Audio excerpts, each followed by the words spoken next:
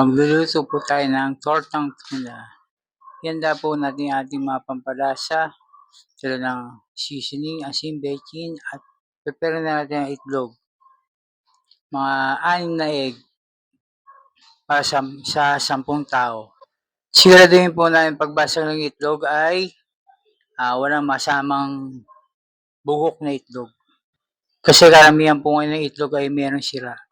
Ihalo na rin po natin ang corn tuna San Marino. Yan ang paborito ng mga bata. Lagyan ng asin, bechin, at ginisa mix. Lagyan rin po natin ang paminta na crack. Para na sa ganoon, mas lalo pa pong sumarap. Scramble na po natin ang tuna at saka egg at kasama yung mga pampalasa na inihalo natin. Lagyan po natin ng konting suka, pero kung gusto niyo lang po. At ihalo-halo po natin ulit at scramble.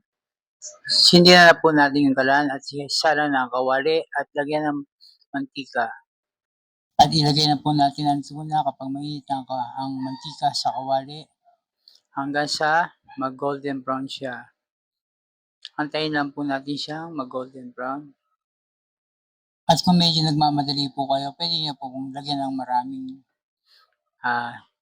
tortang tuna sa kawali. Hayaan lang po natin siyang maluto at saka balik na rin po. Sa ganun, mag-golden brown na po siya. At pagkatapos na po natin siyang mailuto, hanguin na po siya at ilagay sa pinggan. Sa ganun, may prepare na ulit natin yung pangalawang salang.